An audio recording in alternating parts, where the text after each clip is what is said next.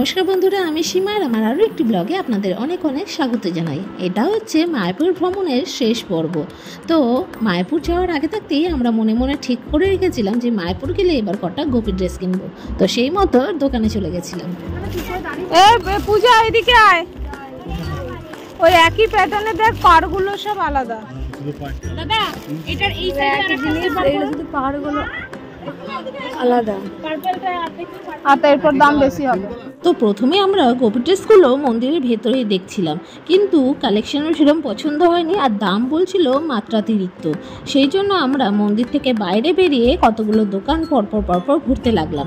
তারপর একটা দোকানে যাই হোক দামটাও পোষালো, তো সেই মতো আমরা গোপী ড্রেস দেখতে লাগলাম আর দরদাম করে বেশ কয়েকটা গোপী ড্রেস কিনেও নিলাম। কেনাকাটা করার পর আবার একটা টোটো ধরে আমরা ঘাটের উদ্দেশ্যে রওনা দিলাম, কারণ নদী পার হয়েই আবার আমাদের ধরতে হবে ট্রেন। মায়াপুর ঘুরলাম, একটা প্রমাণ নাই, একটা ফটো তুলতে পারলাম না, এতজন মিলে গেলাম।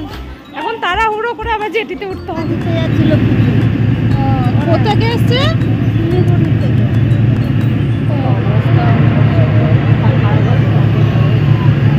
শোনাই এসো নাই,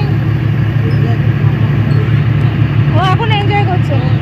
ওইদিকে যাওয়া যেত না? ওদিক, হ্যাঁ ওইদিকে।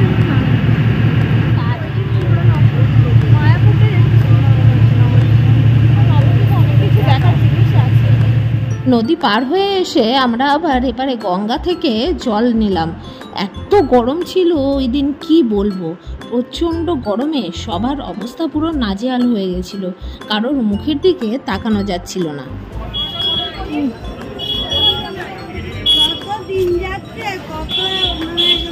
কি হয়েছে? দিদা বলছে আমার খাওয়াটা হলো নষ্ট, কি মানে পার্সেলটা মানে ছিল না, আর দিকে দামটা সব তোমারটাই বেশি নিয়েছে। সব হাসি পাচ্ছে। মায়াপুর গাড়ি নিয়ে আসলে তবে যাবে। পূজার মুখটা কেমন লাগছে?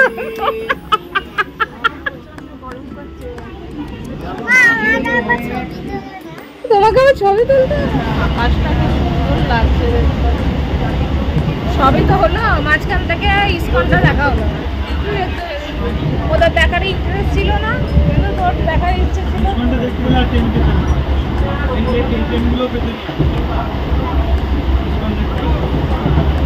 হ্যাঁ, ইস্কনে চলে এই ট্রেনটা পাওয়া যেত। সেই 8:30, 8:30 ট্রেনটা ধরতাম। লাস্ট ট্রেনটাই ধরতাম, কি হতো, দেখা হয়ে যেত সবার।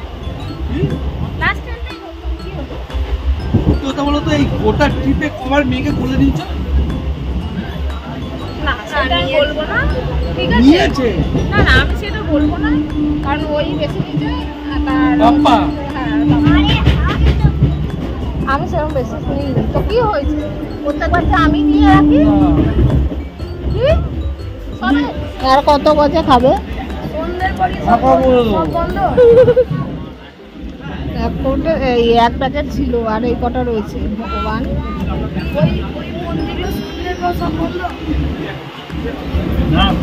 রাত অব্দি করে রাখো, 10টা। সন্ধে তখন প্রায় 7টা বাজে। আমরা বর্ধমান পৌঁছালাম। অবশেষে নিজেদের ডেস্টিনেশনে বাবা। যতই ঘোরো ফেরো, নিজের জায়গা এই আলাদা।